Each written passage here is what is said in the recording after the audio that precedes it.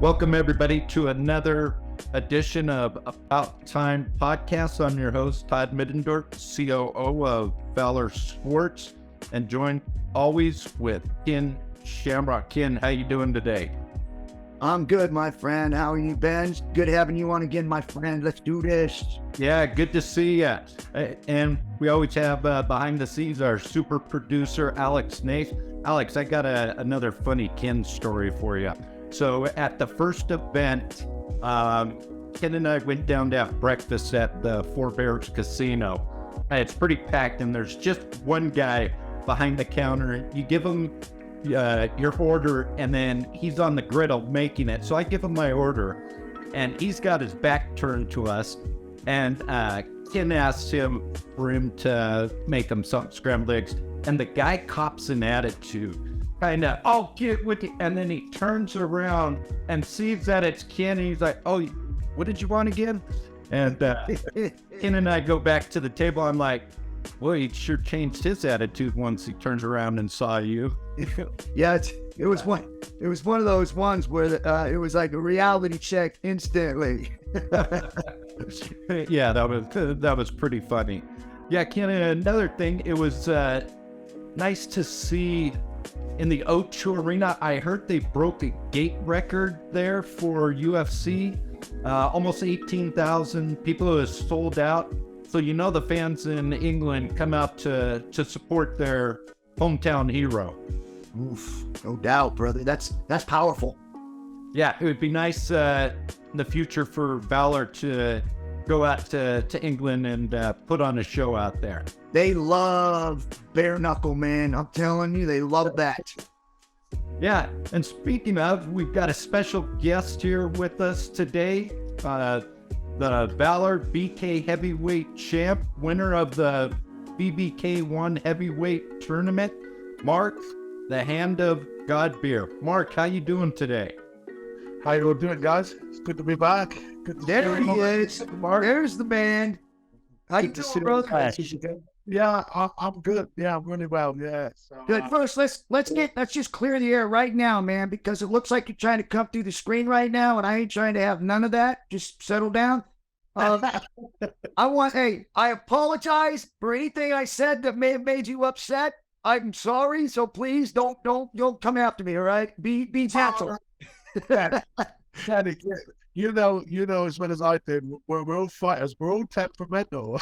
Absolutely. But here's what I want to know, man. We're all just big tough guys, but yeah, you know, we throw our toys out the pram all the time. You know, that's what us fighters do. I've been where you're at, man. So that's kind of like when someone says something, all of a sudden you're gonna go, what? But what I really want to know is this: is that when we had you coming in to fight, whatever reason it was, you couldn't fight, right? So, Lavar's a beast. You know this yourself. Yeah. I made it really clear, right, that that's the fight I want to see. I think that you two guys fighting is going to be unbelievable. Both you guys got power. Both you guys are tough. Both you guys come in and you bring it. So when I was talking and saying those things, that was my thing, was to try to build that fight up. So I want to hear from you, man. Is that fight going to happen?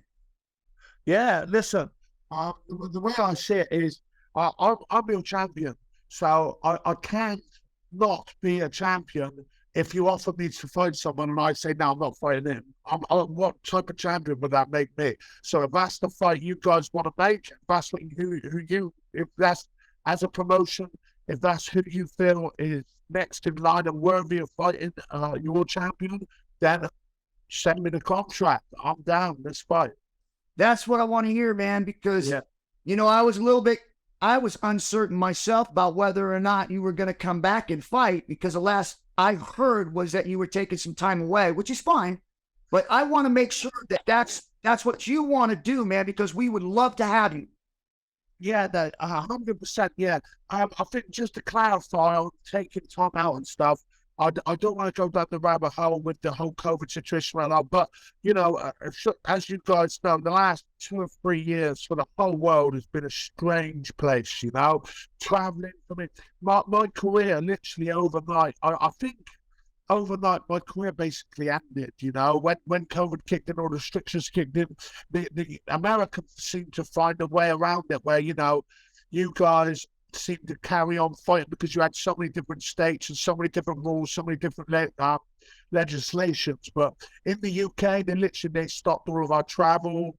They stopped all of our gyms. They stopped us from going out. We were literally out there like a house arrest for the best part of 12 months. So my whole life overnight just changed. So mentally, it was, you know, it was mentally draining. It was physically, I went downhill, obviously, because I couldn't train, etc., etc. Mentally, I went downhill. It was just tough times, you know. But you know, we're out of those stages now. We're out of the dark ages, so to speak. Listen, put them down as dark ages. We're out of the dark ages, and it's time to get back on track, and it's time to you know, get back to where we was and move forward. Just forget about the past and move forward. Let's go. Yeah. So just another question, Godbeer, is that, you know, knowing the kind of fighter he is, man, what kind of training are you going to do to prepare for him? Because you know he's got a lot of power too, just like yourself. It's one of those fights. I think it's one of those fights, and it really is. I would say a 50-50 fight. You know, we're both big hitters. We're both big guys. I would say we both probably got a similar sort of style. So basically, the training I'm doing is obviously train hard, making sure I'm fit, making sure I'm accurate, and making sure I land first. Because I think that we're two big heavyweights. We're both 260 pounds. It's one of those fights where we both got knockout power. We both proved that. Look at Lamar's track record with his MMA. I think look at my track record. We got very similar records throughout our whole combat fighting career, but it's one of those fights, you know. Yeah, I have to be evasive. Yeah, I have to, you know, work on certain stuff like the feinting, setting up shots, etc. My head's gone now. You're ready to go.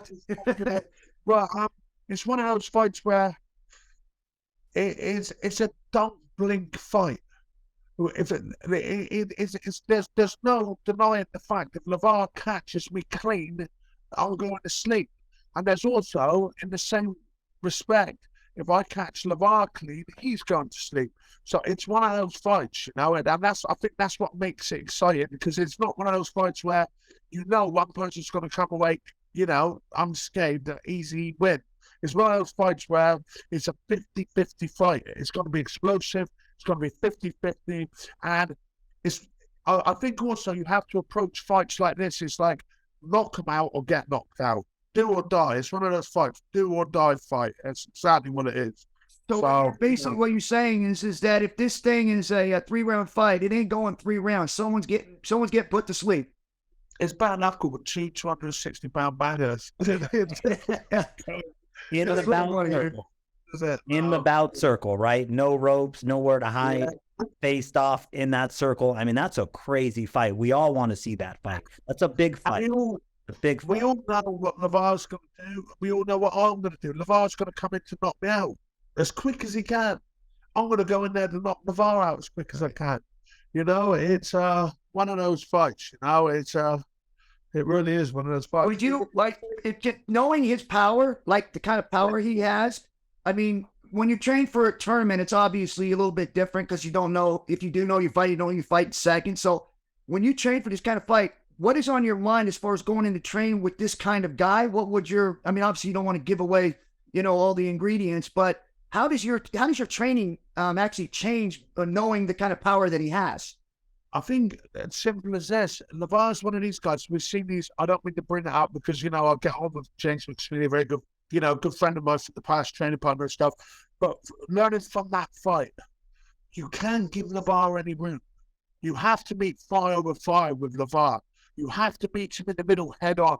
I think if you get on the back foot with Lavar, if he starts winding up the punches like he does, you know, winding up those big hooks and big punches, if you're on your back foot, like side away, moving your head, one of them's going to land.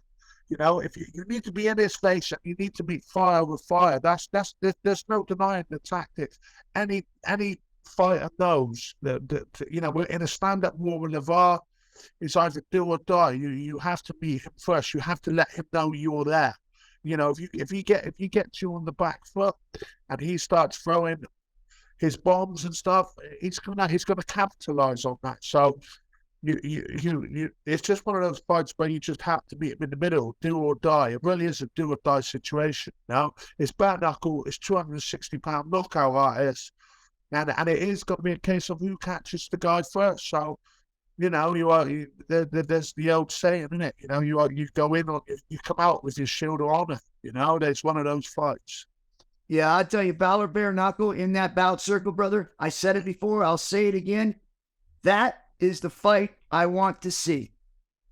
Yeah. Hey, Mark, let's revisit. I think a lot of people want to see that. You know, all the comments I've seen and stuff. I think that is the fight everyone wants to see. Amen.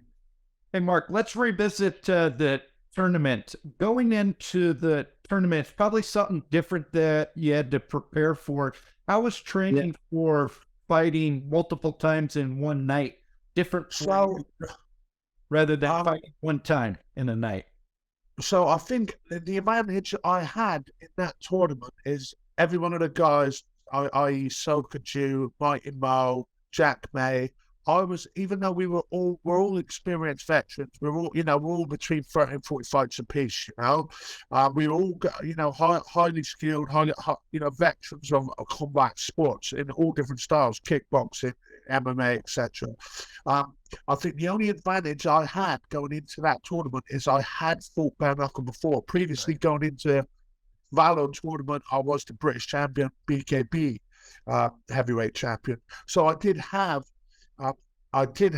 an advantage going in, knowing what it actually feels like with bare knuckle. You know, Ken, back in the day, you know what it's like yourself. You know, before they put in the gloves and you used to fight the bare knuckle yourself. You know, it is different. You know, you can, and when you've got a tournament format of multiple fights in one night, you need to have exactly what I said, what I set out for is that do or die attitude. You need to get through that first fight with no injuries. You can't go in there having a war. You either get knocked out, knock them out as quick as you can. And that was my attitude going into the tournament. And all the way training up through to that tournament, I knew I had to get in and out. That first fight, I had to have it all or nothing. Just throw what I could, hit him with the hardest punches I could, get in and out unscathed, ready to win that, the second fight and win the tournament. That was my complete game plan from the off. And luckily enough, the Ken would know himself. Sometimes in fights, your game plan changes halfway through. You always have to have game plan A, B, and C. Luckily enough, every single thing I trained for that tournament is exactly how it went and I panned out. So yeah, it was good.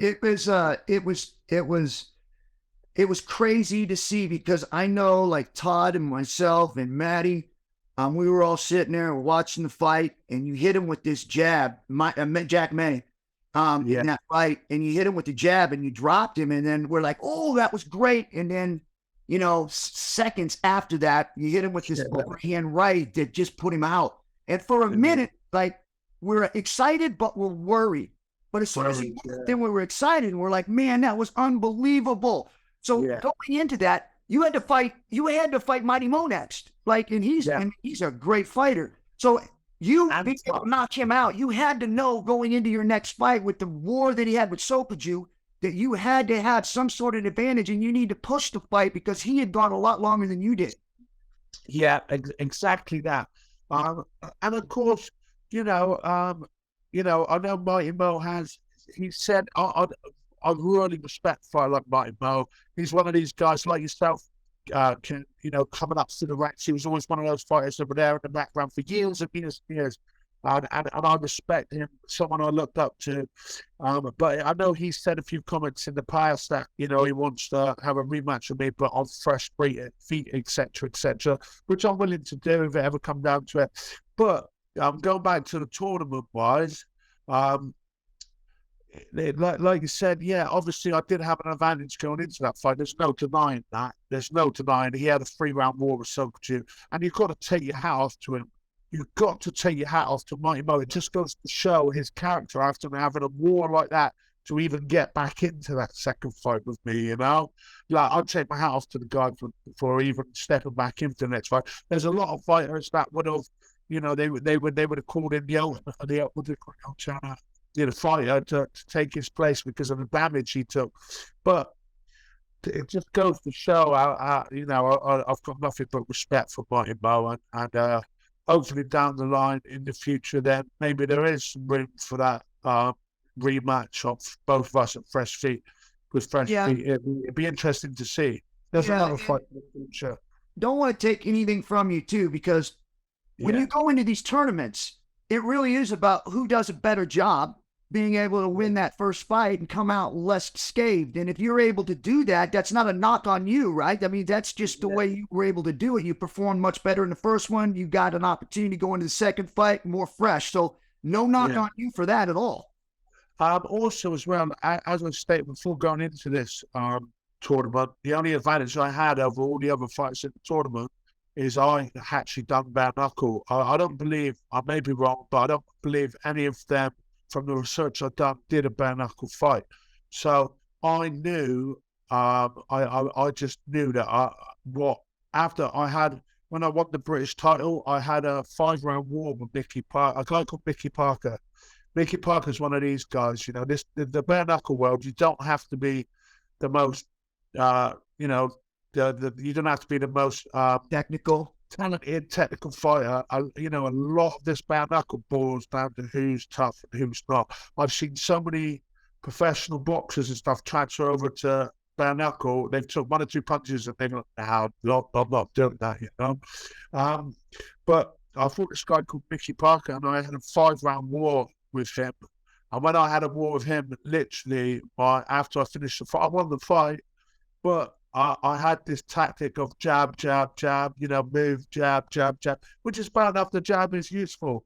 But also in doing this, I didn't really look for the finish. I was looking to like point score and just win the fight, because obviously it was one of my first bare knuckle. But after this, my head was literally like a pumpkin. You know, my head was, the next day, my head was swelled. And the amount of damage I took during that sort of game plan. So I knew going into that tournament that I couldn't, you know, pussyfoot around in the first round. I had to make a quick job of it, you know. Well, and you weren't going to use a jab on Jad May either, because when you stuck that jab, it was shocking to me you were able to land it. Because that dude was like 7 foot tall, man. So I was surprised when he came out that he didn't literally start his jabs a lot sooner to be able to keep you at bay. It was almost like he invited you to come in. But yeah, that's the thing that, again, that was, you know, not taking anything away from Jack, but that was my game plan, because I knew I'm 6'4" myself. I don't really come across many guys that tower over me. Jack May did. So my game plan was to stay in his face and keep the pressure on him from the get-go, you know, and that's what I did, and it paid off. The overhead right was beautiful, man. Set it up, you stayed inside, you smothered him, and you were able to land that thing, put him down. And so that was a great fight. But I'm going to turn this over to Todd. I know Todd's got some more questions for you. Okay. Yeah, you talked, Mark, about having experience in bare knuckle. Seems like over there in the UK, bare knuckle is pretty big. How did you get transition from MMA to bare knuckle? I think... So I know. So I am gonna touch on this as well. Again, I know I keep using Ken as a reference, but you know, being a veteran of the combat sports yourself, you probably understand. So you do find you get a lot of negative comments saying it's all the older sort of UFC fighters that always transfer over to bare knuckle because it's like a last resort. No, that isn't true. What people seem to forget is 90% of my injuries over the years of doing MMA, 90% of them came from the jiu-jitsu, the wrestling, twisting your body, twisting your knees, twisting your back, etc., etc., etc. So going through years around MMA, so I've done 15 years pro MMA. Over those years, my body got worn, with my back, my knees, etc. But when bare knuckle come along, it was still something I could do and put my body through 100% without aggravating the injuries that I would aggravate in sort of like wrestling or BJJ, etc. So for me, it was a good transition because I've always been known as a stand-up guy anyway, and for me it was an easy transition. As soon as I was offered to transition over to the bare knuckle, I was like, yeah, I'll give that a go. Of course I will, So it was an easy transition for me. And like I said, the MMA, it wasn't so much I didn't want to carry on with the MMA, and if the timing's right and I was injury free, I'd still do an MMA fight. But I would say bare knuckle is hard to say that it is harder on your body, i.e. getting punched in the head with bare knuckles and etc. But that's on the night.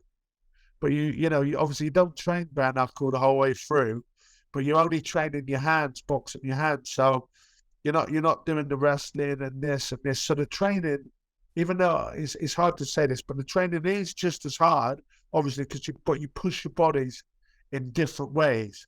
So I'm not aggravating the injuries I had from the past from my wrestling days and stuff like that. So it was a good transition for me, and I think that's why you get a lot of sort of MMA veterans transitioning now to bare knuckle, because I believe a lot of them's probably got the same sort of issues. They still want to compete at a high level in a combat sport, but they can't compete at the high levels doing the MMA due to the injuries they've had in the past because of wrestling and BJJ, etc. So I don't know if you want to touch on that, Ken. I'm sure, I know you've done a lot of wrestling stuff over the years. Has most of your injuries come through the wrestling side of things, would you say? Yeah, I think that a lot of it, especially with bare knuckle, most people think that it's got older, but this is a tough, and I think within the next year or two is going to be the combat sport. But I think the reason why so many people flow there after they've done boxing or MMA, and not so much boxing, but because boxing and the gloves and stuff and the damage they take to their heads being hit over and over again, when they come over to bare knuckle, especially MMA guys, they don't have to get on the ground. They don't have to roll around the ground because their knees are shot. But as standing up, it doesn't take anything from their knees or their hips when you're throwing punches. You're still good enough to do that. So I like it when guys come over. But again, like I say, it's a false pretense to think that Valor Bare Knuckle is for older people. So I'd like to see some of those younger guys come over there and fight some of these guys that they think that are older, and they'll find out a huge difference as far as what you talk about MMA and the injuries there, as opposed to coming in and fighting bare knuckle. Yeah. They don't slow down one ounce when it comes to striking with bare knuckle. Yeah, that's. I'm glad you cleared that up. I wasn't saying, the bare knuckle is for the older generation. What I'm saying is there's a lot of, obviously, the younger guys in it, but you also are finding a lot of the older guys in it for that reason, because they can compete. They can compete in bare knuckle because, like you say, they haven't got to worry about the past injuries with the knees and stuff like that so much as what you would competing at MMA, But the training, obviously, you push your body just as hard as what you do in MMA, but just in different retrospects. And yourself, Ken, getting punched with no gloves on is a whole new ball game. Yeah, it's funny when people ask me what I would rather get hit with, and obviously when you're talking bare knuckle, it doesn't feel good. But if you're talking about longevity as far as the brain damage and all the things that you take with that, I do bare knuckle in a heartbeat. I started out with that, and then when they put gloves on, I hated it. I literally was like disappointed they put gloves on, because it took away the purity of striking. It took the purity of submissions, all of that. It took it away because you had this big old glove on your hand and you were able to throw punches from anywhere. Taking that off, it forces guys, like you said, being accurate and working on your agility and working on your stamina and being accurate with your strikes. Yeah. Hey, Mark, another question for you. you fought in the UFC, Bellator, Bama over in England. So you fought in ring, ages, and then you come to Valor. What did you think of the bout circle when you first saw it, where it's basically a platform with no ropes or anything on it? I just thought, yeah, nowhere to hide there, is there? Nowhere to hide. There's no Muhammad Ali rope or dope situation going on in that ring, is there? You know what I mean? Nowhere to hide. You've literally just got to meet the guy in the middle. There's nowhere else to. There's literally the way it's designed. There's nowhere else or nothing else you can do apart from stand in front of someone and bang it out. You know. So well, in your title bout, a couple times, Mighty Mo, you would engage with him. He'd back up and he'd go up the slants, and they would have to stop the action and bring him back down. Did you think to yourself, buddy, don't run away from me, stand right here, bang? I don't think. Hey, Todd, careful. He's going to get pissed at you. I mean, don't say that. I'm not going to bring it out too much, but like on the next morning, I was like, say what I've done again. It was one try. I think that's the learning, though, right? It's like you're used to circling, you're used to seeing ropes, you're used to finding the fence, natural reaction, forward, backwards, lateral, etc. But like you said, man, you got to sit in the middle. You got to sit right in that circle, because where do you go? There's no. Yeah, this is the other thing as well. To touch it back on the Mighty Mo thing, when they said he nearly fell out the ring or whatever, I think it's unfair to say that he was running away. No, I don't think he was. I think the actual thing is, like, when you're just trying to move away from punches, you naturally step back and move. But just like we've touched on as well, in that pit, in the Valor circle, even if you're trying to dodge punches, you can, or you can to a certain degree, but you can't really run away from the punch or try and. The circle is designed so it's all out engagement. Did you get a chance? Did you get a chance to see Ishay's fight? Yes, I did. Yeah. I thought he used the bout circle beautifully because he circled. He used great footwork. Yeah, he. I forgot at least the guy he fought. Was it Esther? What's his name? Leon. Yeah, Esther. Tell you after him as well. He's one of the most technically gifted fighters, but he's tough. Hence why, but I think he's fair. The way he brought his boxing over to bare knuckle boxing for his first bout as well. I just thought it was a really technical, really clinical performance. How he used this space, how he was pumping his jab and using the jab. He almost used I forget his name again now. He almost used his aggression against him. Right. So every time he sort of got aggressive and went, get aggressive and get on the inside of him, Ishay just sort of like bopped him off with a jab, squared him off, used the circle brilliantly. Yeah, that was a really technical fight. I like that. And I think that's how we're gonna. As you see this thing evolve, it's really gonna force fighters to have to use footwork. You have to be accurate with their jabs and their punches, and because there's, like you said earlier, if you back up, it's hard to stop yourself from backing up when the guy's attacking you. So you got to be able to move side to side and be able to stick the jab and be accurate with your striking.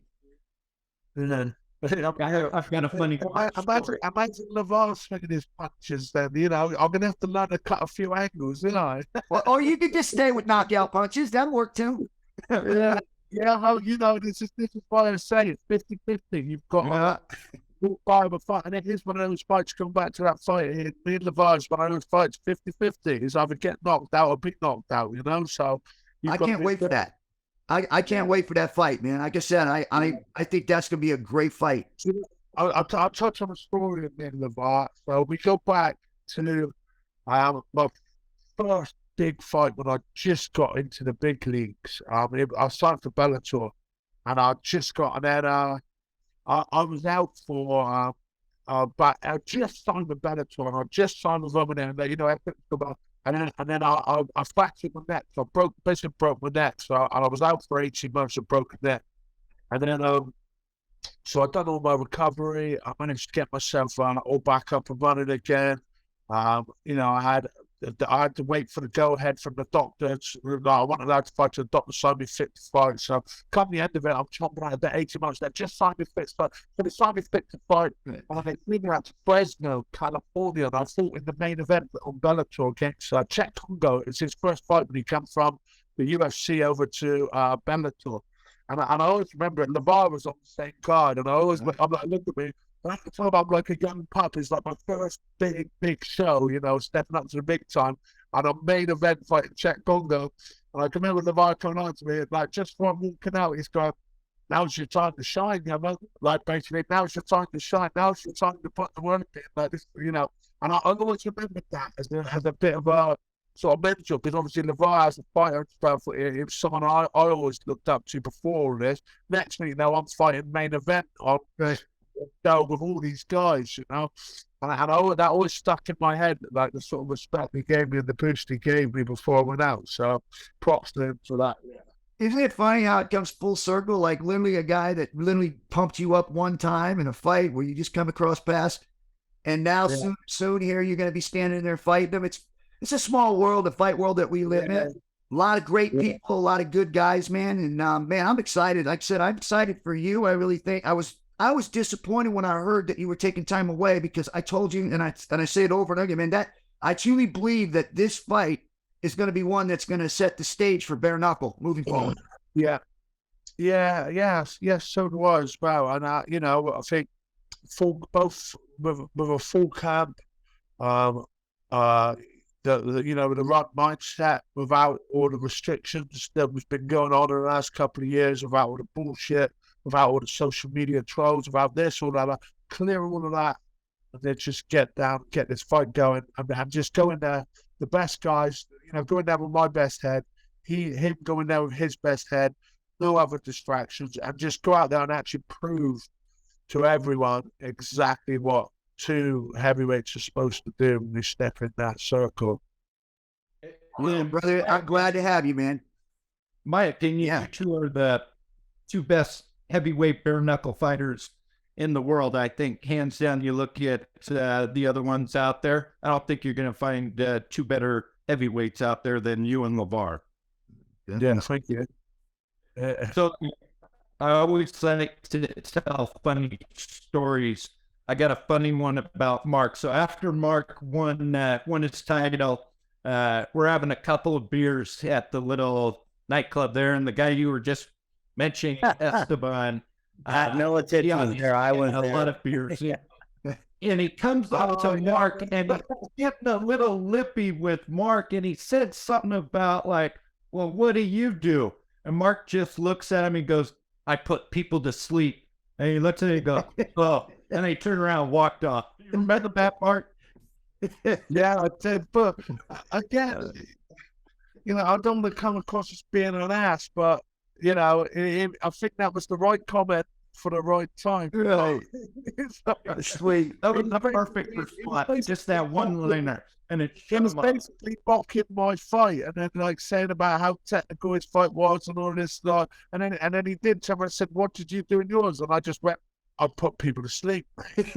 I think the bare knuckle world, it needs more front runners. So I'm glad Valor's back, because I think Valor will be, you know, pretty much the top front runner in time to come. So I'm looking forward to the game plan, Mark. Yeah. Like yourself, you know what I mean? Right. The whole world was crazy, right? We had an amazing fight there. You know, that first fight was incredible. Then the world changed. And like you and like everyone else, we had challenges. We had issues. Yeah. We worked through them. We've rebuilt. And the dog days are over. Right? And now it's like, okay, now the sport's changed. The opportunity's incredible. And Valor's ready. And you'll see this year, I think this year is our year. And, you know, I think in October, not just your fight, but the show and everything we're going to make happen leading up to it, I think we're going to change the game. And you're right, you know, there's an industry leader. They've done a great job. There's a handful of other folks out there making that happen, but we feel like Valor Bare Knuckle, truly, with the Bout Circle, with the rule set, folks like yourself, we feel like that will set the bar. And that's what's exciting for us, right? Let folks choose. What do you like? Hopefully they'll like just bare knuckle, right? We think that's the future. I mean, Shamrock has a great vision, but it's folks like yourself that have to go show why it matters. Right. And looking forward to seeing you and Lavar bang it out, bro. That's a big fight. That's a really, really big fight. Yeah. Well, yeah, it was, hey, man, first of all, it was great to have Mark on and hear some of his crazy stories. And but I look forward to that fight. I say that over and over again, but I am excited to see that. Yeah, I want to go back a little bit. I want to go back to the beginning and kind of set the table for Matty, because I think it's important we hear from Matty and some of the ways that he was able to build Valor and the business structure around it. I know when we first started, I remember approaching Todd first and trying to get him together and build a team around Valor, trying to do our first event, putting all the vision and stuff together.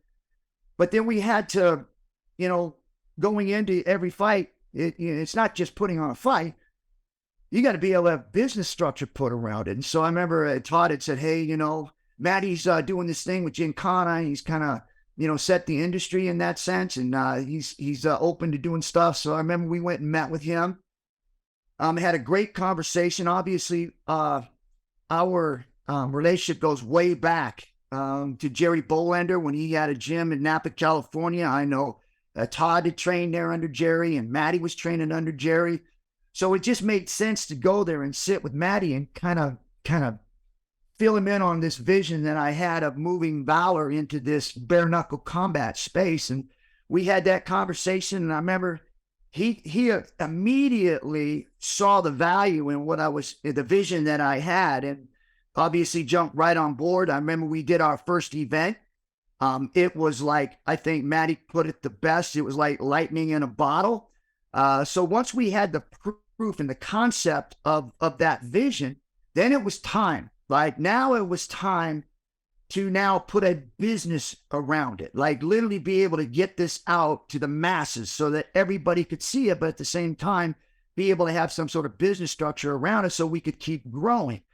And so for me to be able to have that opportunity and be able to watch the things that had transpired, over the past couple of years has been very educational for me. In fact, at times very hurtful because it was some growing pains I had to go through, but nonetheless, very educational. So with that being said, Matty, it'd be a great time for you to be able to share a little bit of that journey with us. Thanks, Ken. I think, in meeting you in 19 before the first fight, obviously, training with Jerry, training in the Lion's Den, knowing who you are, being a friend or a friend, etc. That's one thing, right? I think the other side is when you look at a business idea or you look at building a business, number one, you think, is it a good idea? And when I heard your vision, like, okay, that's interesting. Bare knuckle, no ropes, no fence, no dirty boxing, etc. Your whole vision, I was like, that's interesting. Obviously, the more we spoke, the more we worked, figuring it all out, it was getting exciting. But it wasn't it wasn't really until showtime, fight night. Concept, right? Yeah, concept, like just seeing Lavar Godbeer, all these guys fight, make it happen. Not just the knockouts, like you said as well, the Ishe Smith, master class in boxing. So you've got the Godbeer, Lavar just sitting in the middle of the bout circle, banging and out, knockout, incredible. Then you see, high level boxing, what it looks like in that structure. Sweet science, man. Oof. It was incredible. And like I said, lightning in a bottle. I went up to you right after the next day. I was like, we have something. We have a product. Now we have to build a business around. I mean, that was it, right? We didn't know what we had. You had an idea we backed you. And, then we had an amazing fight. We had an amazing night. And then the whole world changed, right? But that's the challenge. And I think it's really, when you're in a new industry, when you're really building something that no one's ever done before, it's challenging. And the last few years have been challenging. First and foremost, the whole world changed with COVID. That was that, number one. Then number two, we had to restructure the business. Some of the leadership, some of the ownership, etc. We had to figure some things out. With that, wasn't the unknowing too? Like literally, there was no roadmap for this. We were literally starting something new. I think that there wasn't only no roadmap, but I think what was neat is that you saw an industry being led by others, their version of what bare knuckle is or should be. And you saw that momentum, and we're sitting here going, we've got something better. Right. We know we do. Yes. Let's go. And you're like, Matty, let's go. And I think for me, sitting on the business side, having been a visionary pioneer in another space, having, led, I was like, look, it's not easy. It's not easy being number one. I mean, that's very challenging. You're going to burn a lot of everything making that happen. Well, and you also said, Matty, hey, slow down a little bit, let them pave the road. Exactly. And that's where we are. And look, it wasn't just that. There was a lot of things that we had to figure out. There was a lot of things that we had to reformulate. Number one, building the Valor organization, not just the business, but every single one that we have, every single individual that works with us now. I mean, look at who we assembled for Valor. I mean, it's a who's who, and that's really exciting. And that didn't happen overnight. That took a lot of time. It took a lot of time. It took a lot of work. It took a lot of reworking. So there's that. And frankly, I think when you look at everything, you look at where we were, you look at that night, right? Knowing that lightning in a bottle, it was incredible. The vision was there. We had we knew we had something. Right. Now, how do we build a business? How do we not just help build a new industry, but how do we be disruptive? How do we be innovative? And that's really what the focus has been. And that's the work that we've been doing these last few years. And that's what you're going to see this year. That's what you're going to see in 2023. That's what you're going to see in tryouts. And I don't really want to lay out everything else because we're going to announce and we're going to move in a certain way. We're going to advance in a certain way. But, man, it's really exciting. I mean, Valor's here. Valor is here. And I really, really think that fans are going to love us. I think that we are going to be an organization that will really set the bar for bare knuckle and enhance the industry.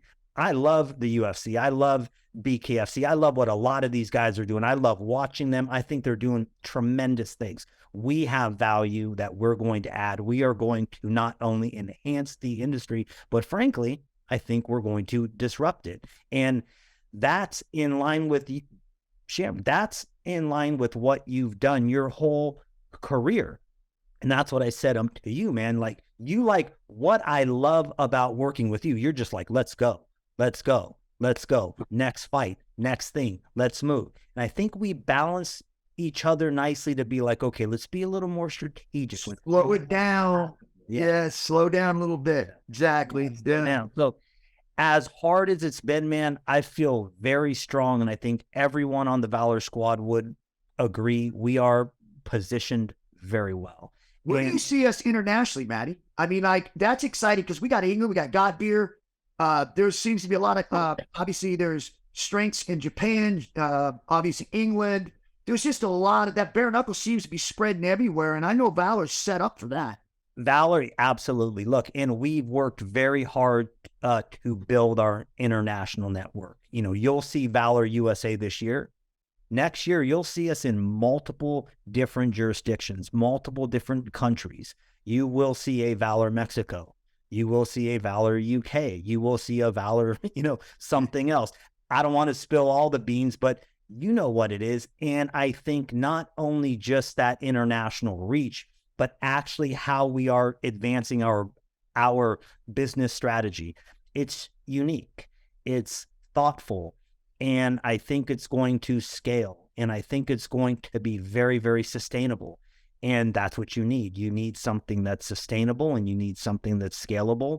And, I feel like that, these last 2 years have set the stage for that. So yeah, man. Where, I mean, again, I know in what is it, like, it's 2 or 3 weeks, we're heading to Florida. We're going to be doing some stuff for Guns and Hoses. They got a thing going on down there. We're going to be doing tryouts. Again, like I said, that's stuff we can talk about later. But we have we've also not in this time that we've been kind of build Valor and try to build that business structure. We've also met with different people to try to align ourselves with people that we think of quality. Like, for instance, the FOP. Tell us a little bit about that and how that relationship will work. I mean, I think the FOP, that's a very exciting relationship. Police Athletic League, Jacksonville, I mean, those guys are great. And they're fans, and they are now our partners. And I think that another relationship that's very scalable, that's very meaningful, and very relevant culturally, right? Valor is going to really lead in that regard. We want to give back. We don't just want to have this incredible organization that, has these great fights all around the world, and you've got, fan favorite fights, you've got celebrities, etc. That's not what it's all about. The mandate is to also give back. And that's what we're doing with the FOP. And that's what we're doing with the Athletic League. I mean, look, Muhammad Ali was from where? Out of what organization?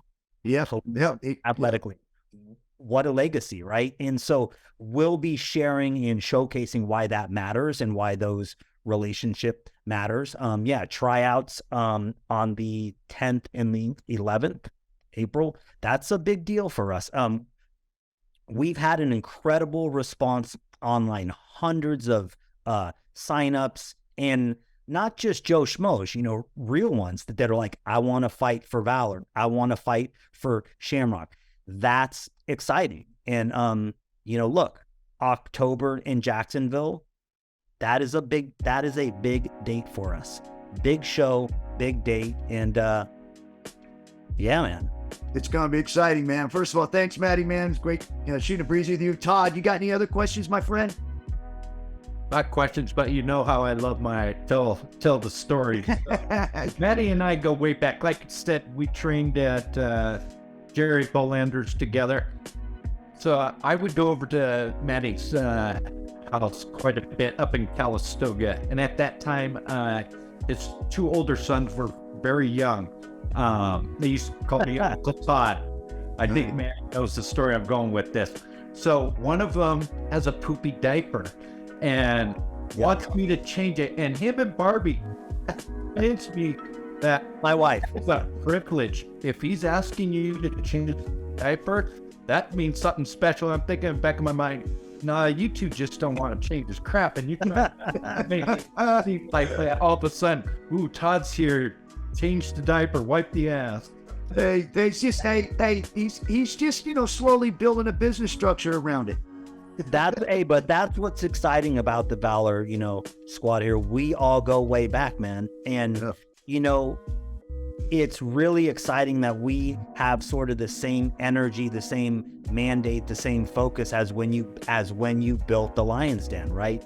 You wanted that same bar, that same level. And when you meet everyone within the Valor organization, you're going to see we've got heavyweights in our organization. And a lot of folks have no idea who's with us and what they've been working on and what we're building and what we're doing, man. I feel that right there is exciting. It's like we're ready to go. It's not just Shamrock and a bunch of Joe Schmoes. We've got some great guys here, and we're ready to go. Very, very excited about that. Great, man. I think we're there. Now it's just about, like you said, not jumping too fast, but making sure everything we do is done right and it's done at a very high level. So Appreciate you, Matty, man. Thank you, brother. Yeah, Got it. I guess that's it, man. See you all soon. Thank you very much. Appreciate you.